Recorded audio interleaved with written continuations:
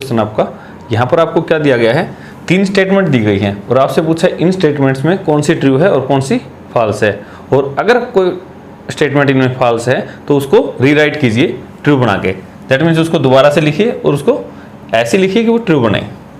तो सबसे पहले देखो, गिवन एक पी सेट है जिसके अंदर 2 एलिमेंट है, क्यू है उसके अंदर भी 2 एलिमेंट है। तो ये कहता है पी क्रॉस क्यू मतलब कार्टेशियन प्रोडक्ट, तो उनकी कार्टेशियन प्रोडक्ट में 2 एलिमेंट होंगे और वो ये होंगे। ये तो मुझे यहाँ से भी पता चल रहा है, यहाँ 2 हैं यहाँ 2 हैं, तो पी क्रॉस क्यू में कितने होंगे, 2 गुणा 2 4 एलिमेंट, और यहाँ तो सिर्फ 2 हैं। तो इसका मतलब स्टेटमेंट तो क्या है, फॉल्स है। स्टेटमेंट तो क्या है, फॉल्स। अगर ये फॉल्स है तो इसको सही कैसे किया जाए, आप अपने तरीके से पी क्रॉस क्यू निकालो। पी क्रॉस क्यू कैसे निकलेगा, पी पहला एलिमेंट पी से और दूसरा क्यू से। चलो मैं एक बार लिख देता हूँ पी को एम कोमा एन, ये पी हो गया, क्रॉस फिर क्यू एन कोमा एम। अब इसकी और इसकी कार्टेशियन प्रोडक्ट कीजिए। कैसे करते हैं, पहला एलिमेंट इसके साथ पेयर, पहला एलिमेंट इसके साथ पेयर। तो m का पेयर किसके साथ, n के साथ, m कोमा n। फिर m का पेयर किसके साथ, m के साथ, m कोमा m। और फिर यहाँ क्या था, n का इसके साथ, फिर n का इसके साथ। ये लाइनिंग में सिर्फ आपको समझाने के लिए लगा रहा हूँ। n के साथ पेयर बनाओ और फिर n m के साथ पेयर, n का n के साथ, n का m के साथ। तो ये आपकी सही स्टेटमेंट होगी। अगर आपके p और q ये है तो p क्रॉस q ये आएगी, ठीक है, तो ये आपकी सही होगी। अब नेक्स्ट स्टेटमेंट देखिए, अगर a आपका नॉन एम्प्टी सेट है, नॉन एम्प्टी मतलब उसमें कोई ना कोई एलिमेंट है, b वो भी नॉन एम्प्टी सेट है, तो then a cross b is non empty, तो a क्रॉस b भी नॉन एम्प्टी होगा। सही बात है। किसका, set of ordered pair. a cross b के अंदर क्या होते हैं, मैंने बताया था ऑर्डर्ड पेयर, सबसे पहले डेफिनेशन यही थी। इस टाइप के ऑर्डर्ड पेयर सच दैट जो पहला एलिमेंट है पहले सेट से x बिलोंग्स टू a, और जो दूसरा एलिमेंट है वो दूसरा एलिमेंट दूसरे सेट से। यही मैंने डेफिनेशन दी थी। तो इसका मतलब ये a क्रॉस b की डेफिनेशन है और ट्रू है। जब ट्रू है तो आपको दोबारा से लिखने की जरूरत नहीं है, ठीक है। Third one, if a is this and b is this then a cross b intersection phi is equal to phi. Okay, check करते हैं। पहले आप अपने हिसाब से निकालो, a cross b intersection phi. Phi मतलब एम्प्टी सेट। एम्प्टी सेट की किसी के साथ कॉमन लोगे, कॉमन होता है कुछ ना कुछ एलिमेंट जो दोनों में, इंटरसेक्शन का मतलब है कॉमन एलिमेंट। यहाँ तो कोई एलिमेंट है ही नहीं तो इसके साथ कोई कॉमन नहीं आएगा, तो ये क्या आ जाएगा, फाई। जब इन दोनों का कॉमन लोगे तो खुद फाई आ जाएगा। अब a cross phi Cartesian product जब भी करोगे आप, तो दोनों सेटों में कुछ ना कुछ एलिमेंट तो होना चाहिए। अगर एक भी सेट एम्प्टी है तो कार्टेशियन प्रोडक्ट भी क्या आएगी, एम्प्टी। तो a क्रॉस फाई किसके इक्वल आएगा, फाई।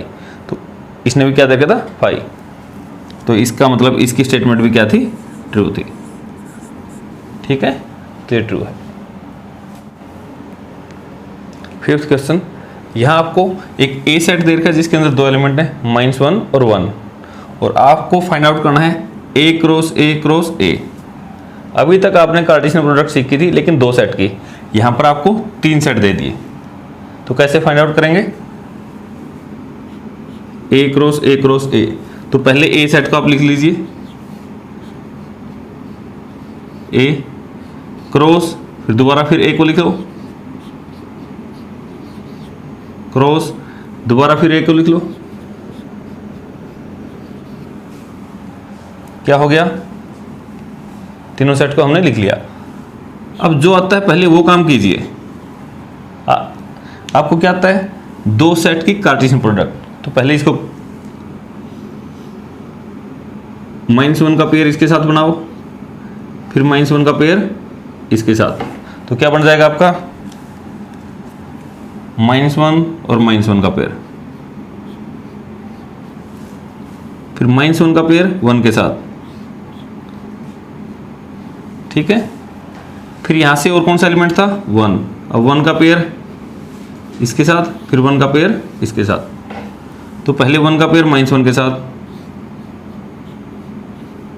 फिर 1 का पेयर 1 के साथ। ये आपने क्या किया है, पहले 2 सेटों की कार्टेशियन प्रोडक्ट, क्रॉस थर्ड को अभी लिख दो ऐसे कैसे, -1 1, आपने इसको ऐसे कैसे लिख दिया। अब तीसरे का करना है, तो अब आपके पास एक सेट तो ये हो गया और एक सेट ये हो गया, इस सेट के साथ कार्टेशियन प्रोडक्ट कीजिए, पहला एलिमेंट का पेयर इसके साथ, फिर इसके साथ, तो अब 2 तो एलिमेंट पहले ही थे इसके अंदर ऑर्डर्ड पेयर में, अब ऑर्डर्ड पेयर की जगह ये ऑर्डर्ड ट्रिपलेट बन जाएगा 3-3 वाला। कैसे लिखोगे इसको, -1 -1 -1 किसके साथ बनेगा, इसका पहले वाला -1 के साथ, ये हो गया, कॉमा, फिर यही इसके दूसरे के साथ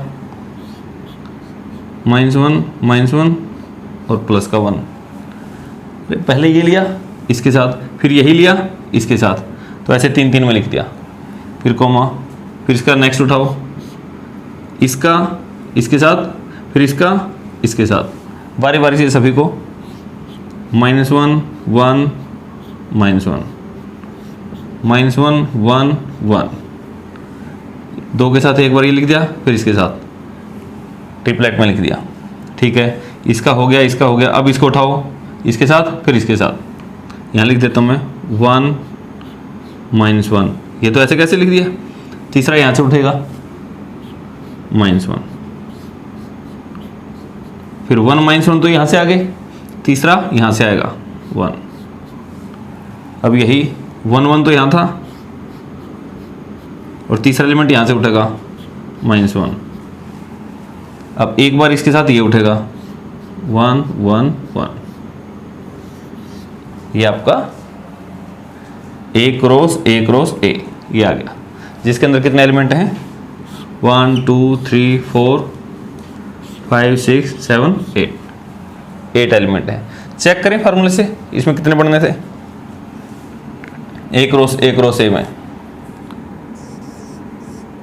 number of element in A cross A, चाहे कितने भी सेट हों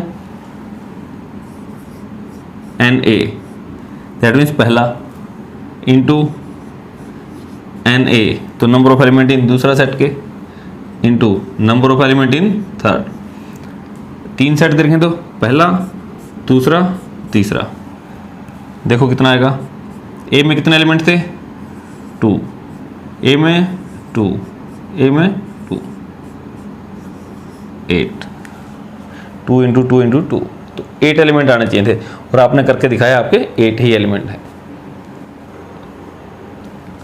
6 क्वेश्चन, अब आपको A क्रॉस B पूछने रखी दे रखी है, A क्रॉस B मतलब कार्टेशियन प्रोडक्ट ऑफ 2 सेट, वो आपको दे रखी है, सारे के सारे उसके एलिमेंट दे रखे हैं और आपसे पूछा है उसने find A and B, A और B दोनों सेट आप फाइंड आउट कीजिए। तो अब देखो A पहले है, A क्रॉस B, इसका मतलब इसके अंदर जितने भी ऑर्डर्ड पेयर होंगे, जितने पेयर हैं उनमें फर्स्ट एलिमेंट कहाँ से होगा A सेट से, तो A सेट के अगर आपको एलिमेंट चाहिए तो पहले एलिमेंटों को इकट्ठा कर लो, तो यहाँ फर्स्ट एलिमेंट कौन है A, कॉमा यहाँ क्या है A, दोबारा लिखने की जरूरत नहीं, इसका फर्स्ट एलिमेंट है B, इसका फर्स्ट एलिमेंट है B, रिपीट नहीं करना, तो A सेट के अंदर सिर्फ 2 ही एलिमेंट हैं A, B, और B सेट कहाँ पर था सेकंड नंबर पे, सेकंड नंबर पे है, तो सेकंड नंबर के ही जो एलिमेंट हैं जो ऑर्डर्ड पेयर के वही इसके एलिमेंट होंगे, तो B में क्या आ गया X, Y, ये x आ चुका है, y आ चुका है, बार बार नहीं लिखना। तो a क्रॉस b, तो a क्रॉस b आपको दिया गया था, a ये था, b ये था। a के अंदर 2 एलिमेंट हैं, b में 2 एलिमेंट हैं, तो a क्रॉस b में कितने होंगे, 2 गुणा 2 4, और 4 ही आपको दे रखे हैं। तो आपका वो फार्मूला आपको बार बार प्रैक्टिस से याद भी होगा।